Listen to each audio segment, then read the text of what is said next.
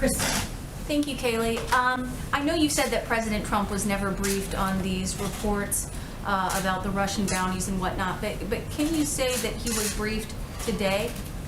Look, I'll say this, that the U.S. receives thousands of reports a day on intelligence, and they are subject to strict scrutiny. While the White House does not routinely comment on alleged intelligence or internal deliberations, the CIA director, NSA, National Security Advisor, and the Chief of Staff can all confirm that neither the President nor the Vice President were briefed on the alleged Russian bounty intelligence. But has he been briefed since all of these reports came out? So let me back up and say this, that there is no consensus within the intelligence community on these allegations, and in effect, there are dissenting opinions from some in the intelligence community with regards to the veracity of what's being reported, and the veracity of the underlying allegations continue to be evaluated. And one more question, if I could. Is he upset that this intelligence was reportedly shared with the British government, but not him? I have no further comment on that, other than to just point you back to the two assertions that I made previously. Kristen. Thank you, Kayleigh. How did the president not be briefed on the Russia bounty story? Was he out of the loop by his own intelligence community?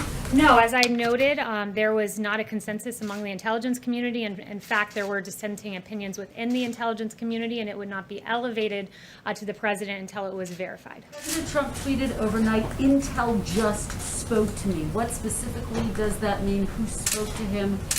Did that person, in fact, give the president a full briefing in that conversation? So I have no further details on the president's private correspondence. Tell us who's coming to the White House today and who's going to brief those lawmakers. So what I can tell you about that is that last night the Chief of Staff, Mark Meadows, called both Senator McConnell and Congressman Hoyer and said that he would be briefing 8 members from the committees of jurisdiction. So there was a bipartisan invitation extended, but no further details other than that. Is that briefing going to happen today, Kayleigh? Yes, it was ongoing at the time when I came out here, or at least it had started, I think, 30 minutes prior to me coming out here. But they're going to come to the White House. I just want to be clear about what's happening. Members of Congress have come or coming to the White House? Yes. Caitlin. Okay, I have 2 questions. One, isn't it concerning that there was even a hint of credibility to this report that the Russians were offering to pay Taliban-linked militants to kill American troops, and the president was not told about it? Has the National Security Advisor or anyone explained why they didn't think it rose to the level that the Commander-in-Chief should find out about it? So intelligence is verified before it reaches the President of the United States, and in this case it was not verified.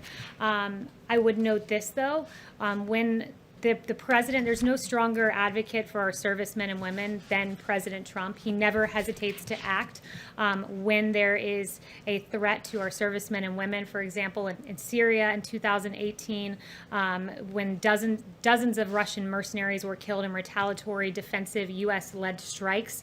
So when our adversaries have directly targeted U.S. or coalition partners, the president has not hesitated to act, but this was not briefed up to the president because it was not in fact verified. So I understand it has to be verified, but not everything in his daily briefings or in the presidential daily brief that's the written document is airtight. They let the president know about what they are hearing. That's why it's intelligence. So why would that not have been something that rose to that level if, we're sharing it with other countries? The National Security Council and the intelligence community constantly evaluate intelligence reports, and they brief the president as necessary. Okay, so my other question is, if this does be borne out to where the president believes that it is true, what is he going to do to hold Russia accountable?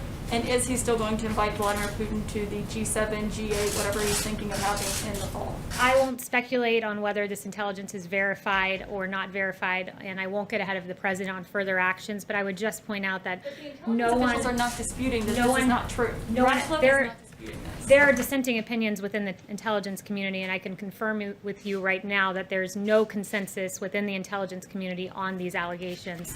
And further, I would just point out, I won't get ahead of the president on actions, but with regard to Russia, this president has been extremely strong on Russia, imposing sanctions on hundreds of Russian individuals, expelling dozens of diplomats, closing 2 Russian consulates, withdrawing from an INF treaty, and several other actions. Disputing it in the intelligence community. I have no further notifications for you other than to tell you there's no consensus and there are dissenting opinions from some within the intelligence community. You don't think this report is true? I'm telling you this, that there's no consensus in the intelligence community and that the dissenting opinions from some in the intelligence community exist. Darlene.